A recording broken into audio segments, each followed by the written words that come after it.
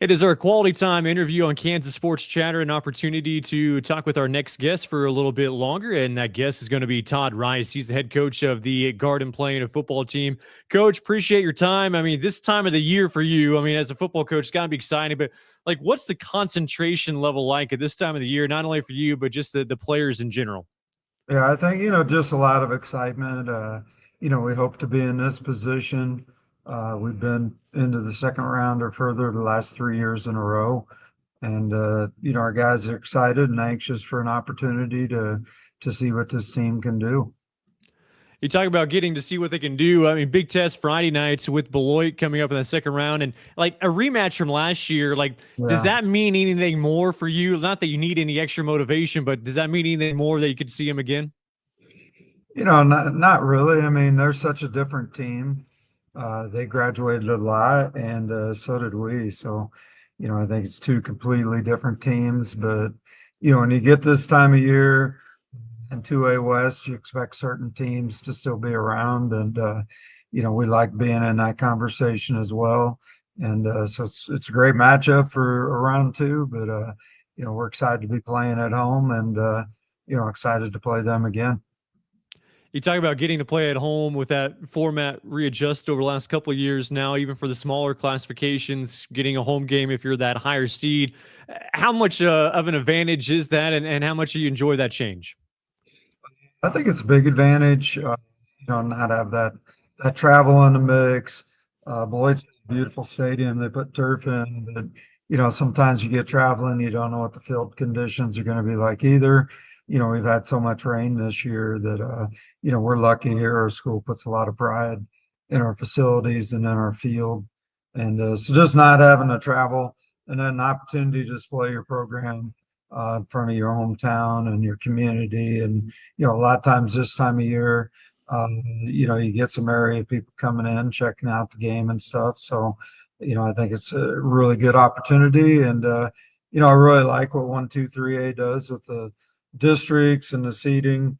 I think it's about as good as it can get right now. I hope we continue to put the emphasis on winning your district championship because, then you're comparing apples to apples. I know the larger classes do it on their whole schedule, but that doesn't seem real fitting for 1, 2, and 3A. We talk about getting tested through the Central Prairies League. I mean, Cheney's always been there. Kingman in years past, and Conway Springs obviously has had a lot of success over the recent years as well. Like, how much does that help just playing in the CPL for you? Yeah, I think it's been big. We've talked with our guys pretty much every year in some order of combination. We've had Conway Springs and Cheney, in the mix with our first three games of the year. And so our guys know in the summer preparation, we've got to get ourselves ready. And then we got to come out playing well. And this year we were exceptionally young, but our guys responded real well. And I think it really helps when you get into your district play. You've been in some tight games, you've been in some battles, you've seen the athleticism of some of these top teams. And so I think it's really helped us. You talk about getting some of that experience in the battle. You're only blemished on the year. You go back to week three against Cheney. Like, what did you learn from that, and how did it kind of carry you forward on the nice win streak that you're on now? Yeah, just seeing the execution that's needed. I mean, they're a real physical team. Their defensive line gave us some issues. And, they've gone on to have another really good year as they've advanced in the second round of the playoffs again. They're a bigger school. They got a lot of athletes. And, so seeing the speed of the game and everything, I always think that game makes us better. And hopefully that's a game that we just continue to play because, we'd like to have that challenge. You talk about practices this time of the year, and I got to imagine all your guys are just excited because it is the playoffs and it brings that excitement. Any distractions, I guess, for this time of the year? Because I mean, you talk about a season that you probably had camps during the summer, and you're with the guys during the August. Like, how do you keep things light for this time of the year? Shorten down practices, try to change the format up a little bit so it doesn't feel like just the same thing over and over. But, probably everybody fights it. You got a lot of the student body talking about the next sport, the next thing coming up. And, but hopefully our guys, they want an opportunity to, continue and get in that championship level. And this is why we do what we do. This is, we had again 90% summer attendance last summer, and so that shows a great commitment from our parents, from our athletes. And now it's harvest time. That's why we do those things, to put ourselves in this position. Well, you're a Bradshaw, Nebraska guy. How did you end up in Garden Plain? Take me through your path on how you ended up in Garden Plain now in your fourth season. Yeah, well, I've kind of bounced back and forth across the border a few times. I ended up going in the Army after high school and took my first coaching job in Ness City, Kansas. Just saw it on a job board at UNK. It's a Division II school in Nebraska. I played football there. It's coming out a couple years older, just wanted a head job, and took the job at Ness City clear back in 1990.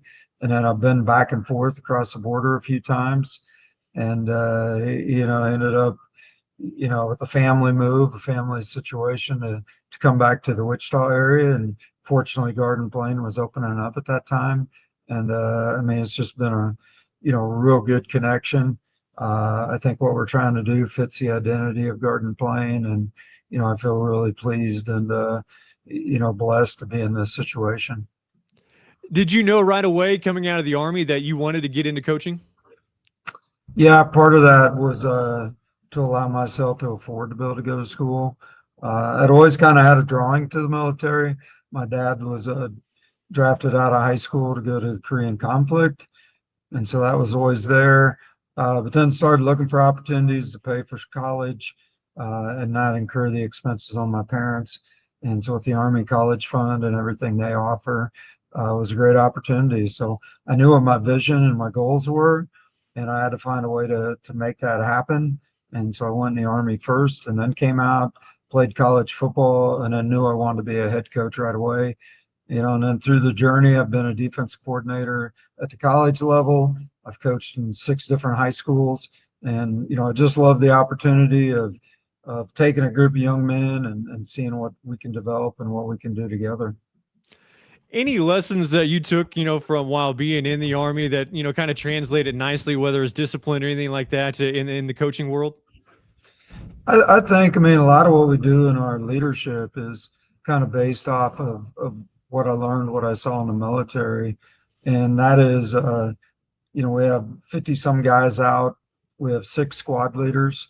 And so our team is completely drafted into those squads. And the intent of that, just no different than if you're in a platoon and in the military, is try to get connectivity within small groups within your team, and to try to keep guys feeling important and wanted in your program. And, our leaders, I mean, it's, you're only going to be as good as the athletic, leadership that you have on our team. And so we depend a lot on our guys connecting with the guys on our team. And, disciplinary wise, probably the biggest thing is to, praise people in public and punish them in private. And, sometimes that can be tough for people to be like, hey, how was that situation handled? Well, you're not going to publicize that. That's between you and the athlete, but you want to make sure you do really brag guys up and hug them up in public. Your fourth season now at Garden Plain, but go back those 4 years in 2022. Like, what was it like when you were coming in and trying to implement, that triple option and just that new style at Garden Plain?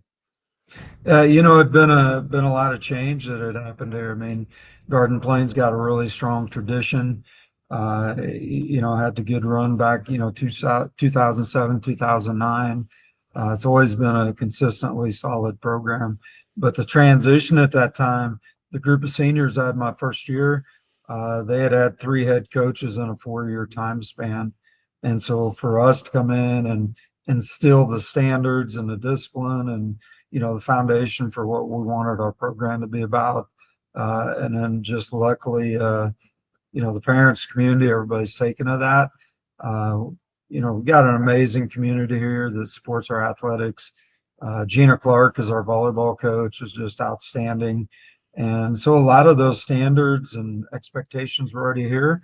And luckily for us, that kind of meshed up pretty well and build on some things that were going well here. And then also, tried to institute the squads and some of the different stuff that we thought could really unite our team. You mentioned earlier there's just, this time of the year you expect to see certain teams and certain names, advancing that bracket. And for me, like Garden Plain is just kind of synonymous with like, success and having success on the football field and just moving on in the playoffs. Like when you arrive at Garden Plain and what you built up this year, coach, I mean, do you kind of feel that past history of just knowing that you're with a program that has that type of success? Yeah, when people see the GP on our helmet or think of Garden Plain, we want to be one of those brands that people are out there like, oh yeah, Garden Plain's going to be, one of the final four, one of the final eight teams. And, just like as they look at Southeast and Hoisington, Beloit, we want to be in those conversations too. When I got here, I believe this is correct.